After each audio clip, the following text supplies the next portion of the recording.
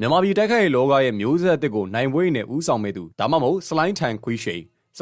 ကတော့အပြောနဲ့အလုပ်ကိုညီးပါပြီတယ်ပွဲဥထွက်ရှုံးပွဲပြီးမှအကောင်းဆုံးပုံစံနဲ့ပြန်လာမယ်ဆိုပြီးတော့ပြောခဲ့တဲ့အတိုင်းပဲအခုလက်ရှိမှာအလဲထိုးနိုင်ပွဲနဲ့တကယ်ပဲတက်တည်ပြလိုက်ပါပြီအတက်ငယ်လေးနဲ့လက်ဆောင်ထက်လုံးနဲ့အတွက်ကြောင့်မလို့အားပေးရပရိသတ်တွေပို့လဲအတော်လေးကိုအားရဖို့ကောင်းငယ်ပါတယ်အမှန်တမ်းပြောမယ်ဆိုလို့ရှိရင်တော့စလိုင်းကအရင်ပွဲနေရတခြားစီပါပဲဗျတော်တော်လေးကိုကောင်းလာတယ်လို့ပြောလို့ရတယ်ပြိုင်မဲ့ထိုင်းဖိုက်တာကိုလုံးဝလှုပ်မရအောင်လို့ထိုးပြသွားတာပါတကယ်ကိုလက်ကြည့်လို့ကောင်းခဲ့တယ်စင်တိုးချက်တွေကတကယ်ကိုကောင်းလို့မာရီပါနဲ့တယ်လို့ပါဝါလေးပြေးမာရီလိုအပ်ချက်တွေရှိနေသေးရဲ့ဆိုမြဲဒီအဆင့်မှာတော့စလိုင်းရဲ့အရေးချင်းတွေကအလဲထိုးနိုင်ပွဲရယူဖို့အတွက်လုံလောက်လို့နေပါရီဒီတော့စလိုင်းထိုင်ခွေးရှိန်တရားအခုလိုမျိုးအလဲထိုးနိုင်ပွဲရခဲ့တာတော့မဆန်းပါဘူးဘောနောက်ပါရဝါအကြောင်းမလို့သူ့တက်ကတော့အပျော်ပေါ်အပျော်ဆင့်သွားတော့ပေါ့လေလူငယ်ဖိုက်တာတွေထဲမှာဆိုလို့ရှိရင်အခုလိုမျိုးလက်ရည်မျိုးတွေအများကြီးမျောလင်းလို့ရတယ်ဗျကိုလုံးကိုဘောက်ကလည်းပြိုင်ဘက်ကိုရှိန်စေတဲ့အနေအထားတစ်ခုမှရှိနေတယ်ဖိုက်တာဖြစ်ပြီးတော့တေးသွေးနဲ့ညှက်မနေဘူးဖိုက်တာတယောက်မှရှိတင်တာတွေအကုန်ရှိတယ်ဒါကြောင့်မလို့စလိုင်းနဲ့ပတ်သက်ပြီးတော့အားရဖို့ကောင်းတဲ့အချက်တွေကတော့ပြောမနေနဲ့ဗျပွဲကြီးရဲ့သူတွေဆိုလို့ရှိရင်တော့ဟင်ကနေဟာကနေပဲအစတွေကစလိုင်းမနိုင်တော့ဘူးလို့ပဲထင်ခဲ့ကြတယ်ဒါပေမဲ့တကယ်လေးပွဲတွေကိုရောက်လေရောသူလည်း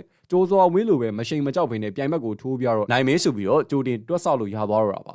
လူငယ်လေးလူငယ်ဖြစ်နေတဲ့အတွက်ကြောင့်မလို့စလိုင်းအတွက်ဆိုလို့ရှိရင်ဒီနိုင်ပွဲကတော်တော်ကြီးကိုကြီးမားတဲ့ခွန်အားတစ်ခုပါပဲဒါကြောင့်မင်းညအကျင်းမသွားတယ်ဒီပွဲမှာဆိုလို့ရှိရင်ကြိုးစွာဝင်းနဲ့အတူနိုင်ပွဲရခဲ့တဲ့စလိုင်းကိုပြည်သက်တွေကအတော်လေးကိုတတိထားမိလာကြပြီးတော့အတော်လေးလေးအားပေးလာကြတာဖြစ်ပါတယ်ဒီတော့ရှိချောက်မှာအခုလိုပဲစူးစမ်းပြီးတော့အနိုင်ထိုးပြဖို့ဆိုတာကသူ့အတွက်တာဝန်တစ်ခုလိုမျိုးဖြစ်သွားခဲ့ပါပြီအထင်ကြီးရဖြစ်ကြတဲ့ Brody ကရိုစိုးလင်းဦးတို့သွေးလင်းထက်တူလိုမျိုးအားပေးမှုတွေတတိရကျင်နေဆိုလို့ရှိရင်တော့နိုင်မွေးနေနဲ့ကိုယ့်ရဲ့မှတ်တမ်းအောင်လှပအောင်လို့အရင်ဆုံးပြုလုပ်ရမှာပါ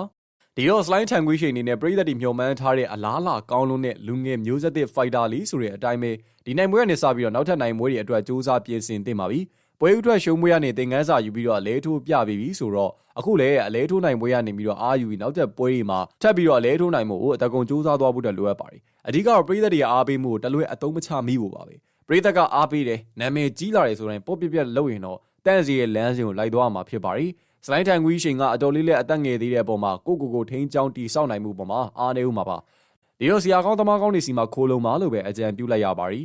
နောက်ပြီးတော့အခုဒီအလဲထိုးနိုင်ပွဲအတွက်လည်းအထူးကျေးဇူးတင်ဝမ်းသာပီတိဖြစ်ရတယ်လို့နောက်ထပ်အလဲထိုးနိုင်ပွဲတွေကိုလည်းစောင့်မျှော်နေတဲ့အကြောင်းမှာထပ်ပြီးတော့ပြောပြရစီခင်ဗျာအောင်မြင်မှုတစ်ခုရပြီးတော့ထိုးကြသွားမျိုးမဖြစ်စေချင်မင်းနဲ့အောင်မြင်မှုတစ်ခုကိုအစပြုပြီးတော့ဇက်တိုက်တဟုန်တို့အောင်မြင်သွားတာကိုပဲဖြစ်စေချင်ပါတယ်